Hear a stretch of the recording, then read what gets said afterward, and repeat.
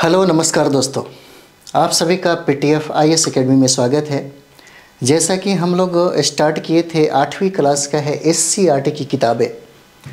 SCERT की किताबें हम लोग स्टडी कर रहे हैं और बहुत ही इम्पॉर्टेंट ये टॉपिक हो जाता है। अगर आपके पास ये बुक है तो अभी भी मौका है, अभी भी टाइम है, एक बार अच्छे से स्टडी ज़रूर कर लीजिए क्योंकि सारे के सारे प्रश्न यहीं से पूछे जाएंगे आपसे। अगर आपके पास एनसीईआरटी और एससीईआरटी की सारी किताबें हैं तो बीपीएससी यहीं से प्रश्न बनाता है ना। चाहे मार्केट में कितना भी मैटर पढ़ लीजिए, अगर आप सटीक किताबें एक बार नहीं पढ़ते हैं तो फिर मुश्किल में पड़ जाएंगे। तो चलिए हम लोग बात करते हैं। हम लोग 8वीं क्लास का जो एससीईआरटी का किताब है वही हम लोग कर रहे हैं। तो देखेंगे हम लोग परमाणु ऊर्जा जो संयंत्र है उसके बारे में हम लोग देखेंगे, है ना। परमाणु ऊर्जा यहाँ पे देखिए कहता है कि यूरेनियम परमाणु ऊर्जा का कच्चा माल होता है। यूरेनियम, है ना, जो जादूगोड़ा में आपको भारत में झारखंड का एरिया देखेंगे तो जादूगोड़ा में यह मिलता है और कहता है कि यह पिच ब्लेंड में पाया जाता है ना, पिच ब्लेंड में पाया जाता है।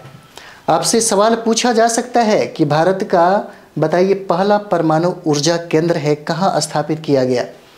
भारत का पहला परमाणु ऊर्जा उत्पादन केंद्र है यह तारापुर में स्थापित किया गया। और तारापुर जो है, तारापुर एटॉमिक एनर्जी जो है यह आपको महाराष्ट्र में है। इसकी स्थापना 1955 में किया जाता है, 1955 में। हालांकि अगर बात करें तो बिजली उत्पादन में सबसे ज़्यादा जो भारत का जो राज्य है वो सर्वाधिक उत्पादन करने वाला राज्य गुजरात है। दूसरा स्थान आपका महाराष्ट्र का आता है।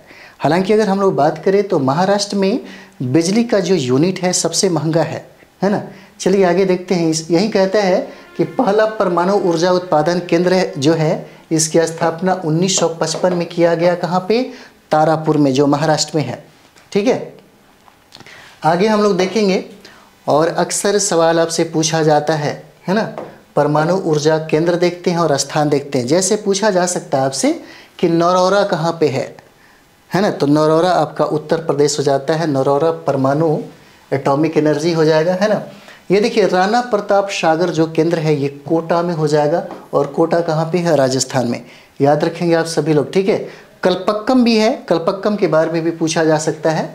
कल्पक्कम जो परमाणु ऊर्जा गृह कहाँ पे है? तमिलनाडु में हो जाएगा। और नरौरा जो है ये आपका उत्तर प्रदेश हो जाता है। तारापुर महाराष्ट्र हो जाएगा जो पहला होता है ना, 1955 में स्थापित किया जाता है। उसके बाद आपसे पूछा जा सकता है, अगला हम लोग देखेंगे यहाँ पे काकरापारा जो आप देख रहे हैं यहाँ पे, है ना। काकरापारा, काकरापारा कहाँ पे है? तो काकरापारा आपका गुजरात में हो जाएगा। याद रखिएगा, इसे याद रख ही लीजिए, बहुत इंपॉर्टेंट है ये सब चीज़ें। काकरापारा कहाँ पे हो जाएगा? तो गुजरात में। कैगा कहाँ पे हो जाएगा? तो कर्नाटक हो जाता है ना। कैगा जो है परमाणु ऊर्जा जो संयंत्र है कैगा कर्नाटक में हो जाएगा। कुड्डनकुलम जो है और तूतीकोरिन जो है ये तमिलनाडु में हो जाता है ना। देखिए तमिलनाडु के कामुती में सौर ऊर्जा संयंत्र जो है विश्व का सबसे बड़ा संयंत्र है और यह 648 मेगावाट बिजली का उत्पादन करता है। तमिलनाडु के कामुती में सौर ऊर्जा संयंत्र जो है विश्व का सबसे बड़ा संयंत्र हो जाता है ना। आगे हम लोग देखेंगे यहाँ पे, ये देखिए इकाई 2 हो जाएगा, है ना। इकाई 2 हो जाता है। भारतीय कृषि में कुछ चीज़ें हैं जैसे झूम की खेती। देखिए झूम की खेती अक्सर जो है भारत के उत्तर पूर्वी क्षेत्रों में अधिकतर होता है। जैसे बात करें तो अरुणाचल प्रदेश हो जाएगा, है ना, अरुणाचल प्रदेश हो जाएगा, ठीक है। असम भी हो जाता है, असम में भी है, मिजोरम में भी होता है ना। मिजोरम, नागालैंड, अधिकतर जो वहाँ पे जो राज्य है पूर्वोत्तर क्षेत्र का वहाँ पे झूम की खेती होती है ना। झूम की खेती होती है। अगर हम बात करें तो झूम की खेती को एक और नाम से भी हम लोग जानते हैं। इसको हम लोग स्लैश एंड, यहाँ पे देखिए स्लैश एंड, है ना, एंड बर्न फार्मिंग कहते हैं। बर्न फार्मिंग कहते हैं, है ना। इस झूम खेती को हम लोग स्लैश एंड बर्न फार्मिंग के नाम से भी जानते हैं। इसको हम लोग स्थानांतरित कृषि भी कहते हैं। अगर हम लोग बात करें जैसे अगर देखेंगे तो जंगलों को काट करके, है ना, जंगल को काट करके फिर वहाँ साफ करके जो खेती किया जाता है फिर उसके बाद दूसरी जगह चले जाते हैं लोग, उसी को हम लोग झूम की कृषि बोलते हैं। अगर हम लोग झूम कृषि की बात करें तो मध्य प्रदेश में भी झूम की खेती होती है, और उस झूम की खेती का जो वहाँ पे नाम है, वहाँ का जो लोकल नाम है, उसको हम लोग दहिया बोलते हैं, है ना। झूम की खेती है, ठीक है, जिसको स्थानांतरित कृषि भी कहा जाता है, उसको दहिया कहा गया है आपको कहाँ पे, मध्य प्रदेश में। एक और भी देखते हैं, उड़ीसा में इसको, ये देख रहे हैं ना, उड़ीसा में इसको स्थानांतरित कृषि कहा जाता है ना। चलिए आगे बढ़ते हैं। यहाँ पे कुछ फसल है जहाँ से प्रश्न पूछे जाते हैं। अगर हम लोग बात करें तो 3 प्रकार की कृषि किया जाता है ना। एक खरीफ हो जाएगा फसल, दूसरा रबी फसल हो जाता है, और तीसरा जायद हो जाता है। यहाँ से सवाल पूछे जाते हैं उदाहरण के तौर पे। जैसे हम लोग खरीफ फसल की बात करें तो ये मानसून आने के साथ ही अर्थात जून जुलाई में बोए जाते हैं, है ना, और अक्टूबर नवंबर में इसे काट लिया जाता है। किसको? तो खरीफ फसल को। खरीफ फसल के उदाहरण ही याद रखिए, जैसे धान हो जाएगा, है ना, मक्का हो जाता है, जूट हो जाएगा, मूंगफली हो जाएगा। ये सब जो चीज़ें हैं, जो ये फसल आप देख रहे हैं, धान का, मक्का का, जूट का, मूंगफली का, यह खरीफ फसल हो जाता है ना। खरीफ फसल हो जाता है। अक्सर पूछ देता है कि धान का फसल कौन सा फसल हो जाएगा, तो यह खरीफ फसल हो जाता है ना, खरीफ हो जाएगा। और गेहूँ पूछ देगा, है ना, गेहूँ, तो यह रबी हो जाता है। कृषि करने वाले जो लोग होंगे वो कभी इस प्रश्न को गलत नहीं कर सकते, है ना। रबी फसल की बात करें तो ये अक्टूबर नवंबर में बोई जाती है और मार्च और अप्रैल में इसे काट लिया जाता है। उदाहरण के तौर पे देखेंगे तो गेहूं हो जाएगा, है ना, चना हो जाता है, जौ हो जाएगा, मटर और मसूर हो जाता है ना। और ये सर्दियों में इसकी खेती होती है। और इसको हम लोग देखेंगे खरीफ का, तो ये गर्मियों में अक्सर ये खेती किया जाता है और मानसून पे आधारित होता है। इसके लिए सिंचाई की ज़रूरत बहुत ज़्यादा पड़ती है। चलिए आगे हम लोग देखेंगे। कहते हैं कि गर्मी के मौसम में जायद जो है ना, कम समय में यह फसल तैयार हो जाता है। जैसे उदाहरण के तौर पे हम लोग देखेंगे तो तरबूज हो जाएगा, ककड़ी हो जाएगा, खीरा, और बहुत सारे ऐसे सब्जियां हैं जिसका उत्पादन होता है, और यह जायद की कैटेगरी में शामिल होता है। जैसे में अगर हम लोग बात करें तो बिहार के दाल क्षेत्रों में दलहन की फसल खूब होती है। जैसे आप देखेंगे तो चना का सर्वाधिक उत्पादन पटना के क्षेत्र में होता है। पटना, अगर मुंगेर की हम लोग बात करें तो यहाँ पे सबसे ज़्यादा दलहन की खेती होती है। अगर दाल के उत्पादन की बात करें हम लोग भारत में तो सबसे ज़्यादा मध्य प्रदेश में होता है। और दाल की अगर बात करें हम लोग पूरे विश्व में, तो दाल सबसे ज़्यादा विश्व में अगर बात करें तो भारत में ही उत्पादन करता है। लेकिन लोगों के घरों में, थाली में यही दाल की कमी रह जाती है, ठीक है। अगला हम लोग देखेंगे नारियल में आप देखेंगे तो केरल में इसका सबसे ज़्यादा उत्पादन होता है, या दक्षिण भारत की डेल्टाई क्षेत्र में इसका उत्पादन सबसे ज़्यादा होता है ना। सरसों की बात करें तो सरसों देखेंगे आप लोग राजस्थान, उत्तर प्रदेश, हरियाणा और पंजाब में सबसे ज़्यादा इसका उत्पादन होता है। सोयाबीन में प्रोटीन की मात्रा सर्वाधिक होती है, और सोयाबीन का सर्वाधिक उत्पादन जो है यह मध्य प्रदेश के द्वारा किया जाता है ना। मध्य प्रदेश, उसके बाद ये महाराष्ट्र हो जाता है ना। पूछा गया सवाल है कि सोयाबीन का सर्वाधिक उत्पादन कौन करता है, यह मध्य प्रदेश हो जाता है। और मध्य प्रदेश में ही दाल का सर्वाधिक उत्पादन होता है, दाल का, है ना। अगर बिहार में पूछ दिया कि बिहार में सर्वाधिक दाल का उत्पादन कौन करता है, तो पटना हो जाएगा। चना का सर्वाधिक उत्पादन आप देखते हैं, अगर आप अभी के समय में, मतलब इस समय देखेंगे तो चना का उत्पादन मतलब होने लगता है। चलिए आगे हम लोग देखते हैं। यहाँ से बहुत सारे सवाल पकड़े जाते हैं। अगर हम लोग SCERT पे अच्छा से पकड़ बना लें, है ना, तो आपके BPSC के द्वारा पूछे गए बिहार टीचर के एग्ज़ाम में या BPSC के एग्ज़ाम में प्रश्न नहीं छूटेंगे। बहुत सारे मैटर हैं जो अच्छा लगता है, इम्पॉर्टेंट है, उसी को कलेक्ट किया जाता है और आपके सामने। और कुछ एक्स्ट्रा भी हम बताने की कोशिश करते हैं, बहुत सारा एक्स्ट्रा बताने की कोशिश करते हैं ताकि आपको याद रहे, है ना। जैसे हम जूट की बात करें तो जूट को हम लोग सुनहरा रेखा भी कहते हैं, है ना, सुनहरा रेखा भी कहते हैं। तो इसमें हम लोग देखेंगे सुनहरा गोल्ड के नाम से भी इसको जाना जाता है। और ये देखिए जूट की सर्वाधिक जो उत्पादन होता है बिहार में, पूर्णिया में होता है। अगर पूछेगा कि जूट के सर्वाधिक उत्पादन बिहार के किस ज़िले में होता है, तो पूर्णिया हो जाएगा।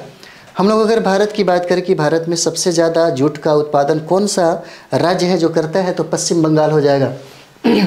है ना। पश्चिम बंगाल में सर्वाधिक जूट का उत्पादन करता है और बिहार पूरे भारत में द्वितीय स्थान रखता है। अगर आपसे पूछा जाए कि पूरी दुनिया में सबसे ज़्यादा जूट का उत्पादन कौन करता है तो बांग्लादेश हो जाएगा, है ना। जूट का उत्पादन सर्वाधिक कौन करता है पूरे विश्व में, तो ये बांग्लादेश हो जाता है, ठीक है, बांग्लादेश। और बिहार में सबसे ज़्यादा जूट का वो आपका पूर्णिया हो जाएगा। और बहुत सारे ऐसे डिस्ट्रिक्ट है जहाँ पे जूट की खेती होती है, जैसे किशनगंज देखेंगे तो किशनगंज, पूर्णिया, अररिया, दरभंगा और सहरसा का क्षेत्र है, यहाँ पे जूट का सर्वाधिक उत्पादन होता है। और यहाँ पे किशनगंज में देखेंगे तो किशनगंज में चाय की खेती भी बहुत ज़्यादा होता है ना। और किशनगंज में सर्वाधिक वर्षा भी होता है यहाँ पे किशनगंज में। अगर हम लोग बात करें दरभंगा का, तो दरभंगा में सबसे ज़्यादा मखाना होता है।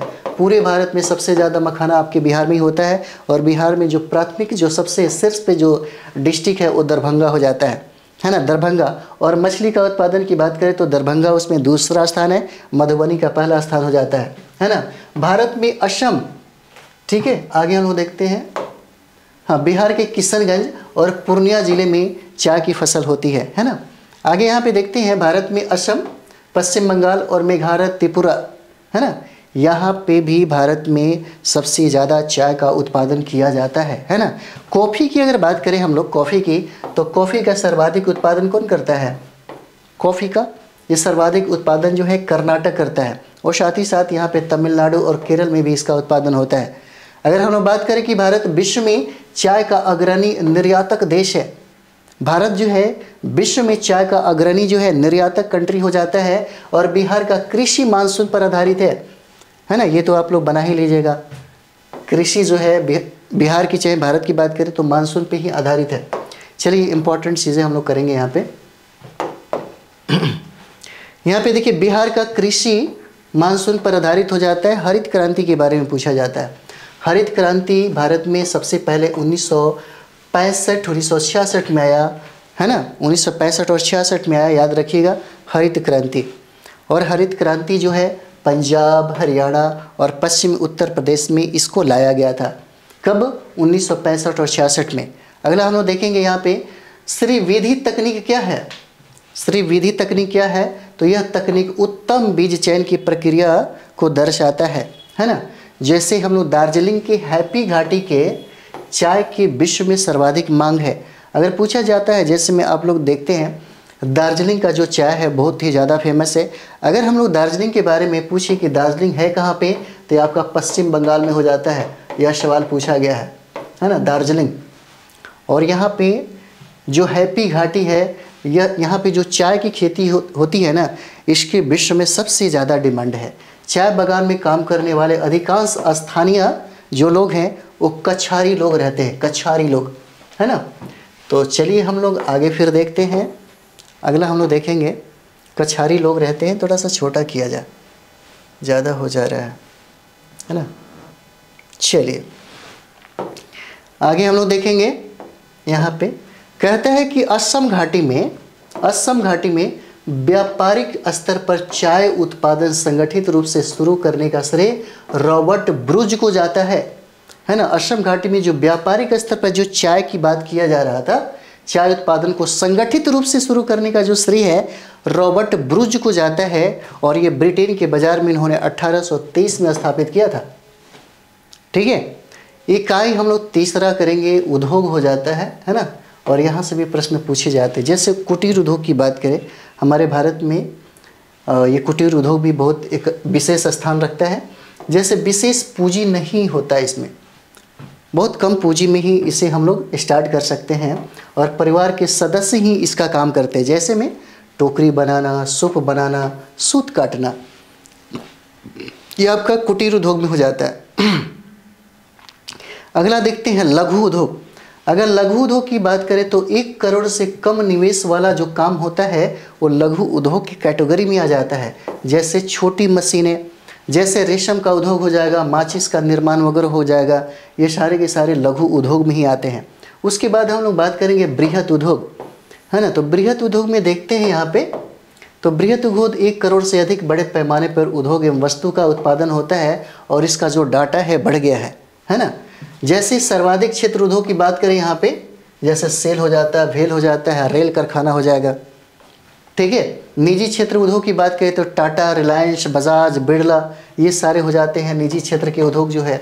उसके बाद संयुक्त क्षेत्र की बात करें जो सरकार और निजी दोनों को मिलाकर के होती है, मारुति उद्योग हो जाता है ना, मारुति उद्योग हो जाएगा। इसका जो उदाहरण हम लोग देखेंगे सहकारी क्षेत्र में सुधा और केरल का नारियल हो जाता है ना।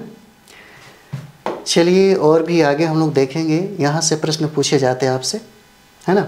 इकाई 3 का लौह जो इस्पात उद्योग है, यहाँ से प्रश्न पूछे जाते हैं, ठीक है।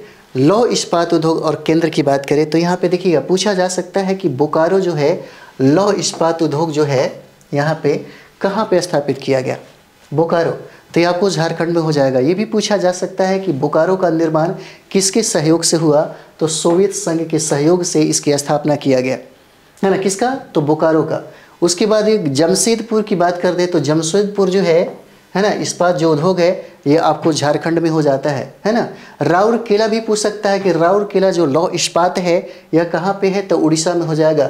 अक्सर ये सवाल पूछा जाता है कि किसके सहयोग से इसकी स्थापना हुआ, तो जर्मनी के सहयोग से इसका स्थापना किया गया था, है ना, जर्मनी के सहयोग से, याद रखिएगा। और बोकारो जो है सोवियत संघ के सहयोग से इसकी स्थापना होता है।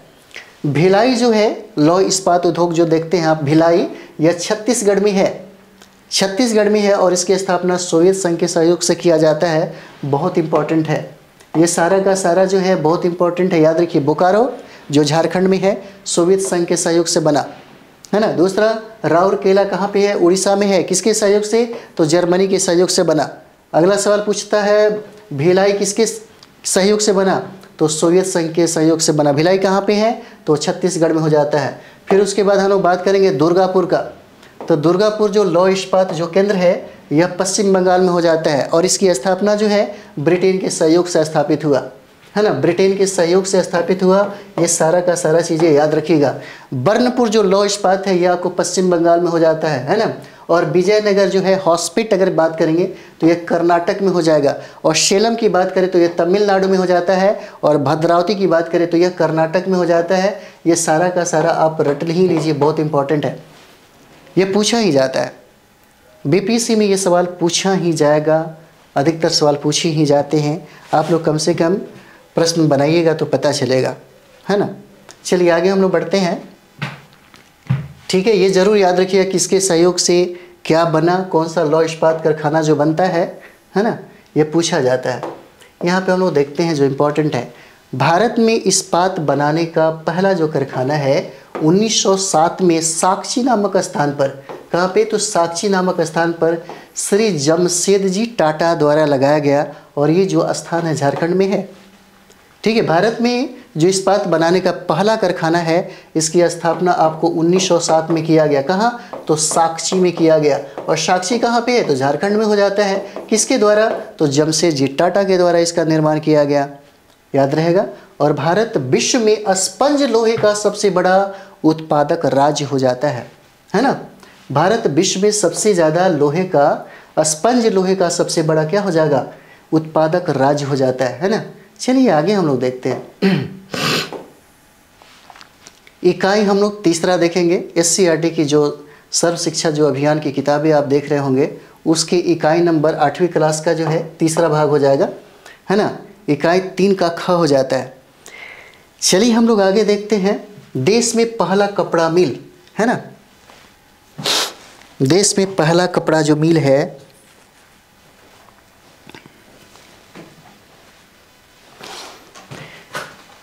चलिए आगे हम लोग देखेंगे, है ना। बहुत पढ़ना है अभी और हम आपके डिमांड को पूरा करेंगे। जितने भी सारे चीज़ें हैं आप लोगों ने जो भी डिमांड रखा है हम बहुत जल्दी इसको कोशिश करेंगे सब कुछ करने का, है ना।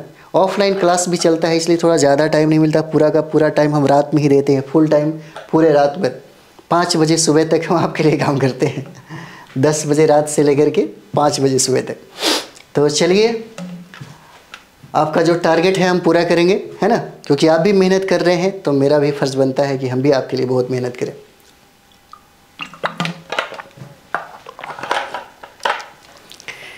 चलिए आगे हम बढ़ते हैं। इकाई 3 का ख हो जाता है। देश में पहला कपड़ा मिल की बात करें तो 1818 में इसकी स्थापना हुआ था कलकत्ता में, है ना। देश में पहला कपड़ा मिल 1818 में, है ना, कलकत्ता में यह लगाई गई। असल में कामयाबी 1854 ईस्वी में मिली जब मुंबई में कपड़ा मिल लगाया गया, है ना। तो याद रखिएगा, देश में पहला कपड़ा मिल जो है 1818 कहाँ पे, कलकत्ता में लगाई गई। असल में कामयाबी जो होता है 1854 में लगाया गया जब मुंबई में कपड़ा मिल जो का स्थापना किया गया।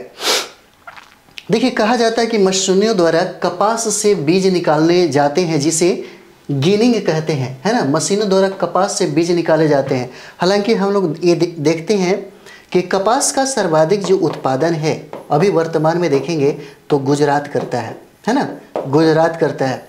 और देखिएगा, ये जो कपास का उत्पादन है, पहला तो नंबर 1 गुजरात आ जाता है, दूसरा स्थान आपका महाराष्ट्र का हो जाएगा, है ना, महाराष्ट्र का। और यह कपास की खेती जो है काली मिट्टी में सबसे ज़्यादा होती है ना, काली मिट्टी में सर्वाधिक होती है, काली मिट्टी।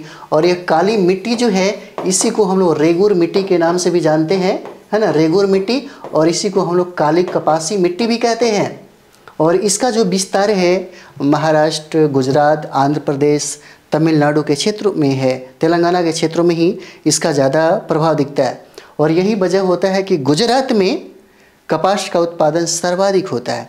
दूसरा स्थान है कपास का महाराष्ट्र करता है ना। चलिए आगे हम लोग बढ़ते हैं, आगे बढ़ेंगे। मानव निर्मित रेखा, है ना, जैसे मानव निर्मित देखेंगे तो यहाँ पे नाइलॉन जो बनाए जाते हैं मानव के द्वारा बनाए जाते हैं। पॉलिस्टर जो है, एक्रेलियम है और रेयन हो जाता है। कपास का उत्पादन गुजरात और महाराष्ट्र में खूब होता है ना। नंबर 1 कौन है, गुजरात है। और दूसरा स्थान क्या है, महाराष्ट्र का। गया की मानभूमि बिजली एवं हाथों से चलने वाले हथकरघों पर सूती वस्त्रों का उत्पादन होता है। कहाँ, गया के मानभूमि में, है ना। चलिए आगे बढ़ते हैं हम लोग। चलिए ये वाला पॉइंट हम लोग देखेंगे।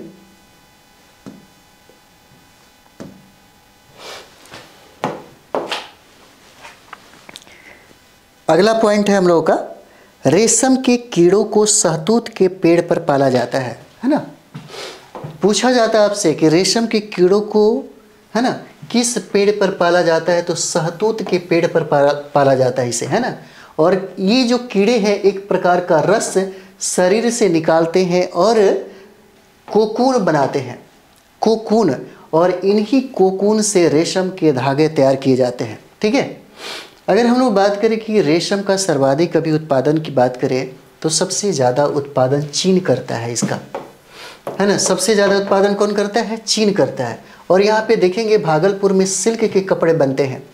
भागलपुर कहाँ, बिहार में, है ना। और इसी भागलपुर को हम लोग यहाँ पे सिल्क सिटी भी कहते हैं इसको, ठीक है।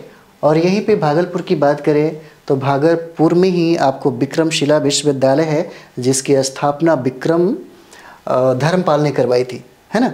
और यहीं पे गंगा डॉल्फिन अभ्यारण्य भी है आपको भागलपुर में, ठीक है। चलिए आगे बढ़ते हैं। सूती वस्त्र की अगर बात करें तो पूरे भारत में सबसे ज़्यादा सूती वस्त्र का जो उत्पादन है मुंबई करता है, सूरत और अहमदाबाद करता है ना।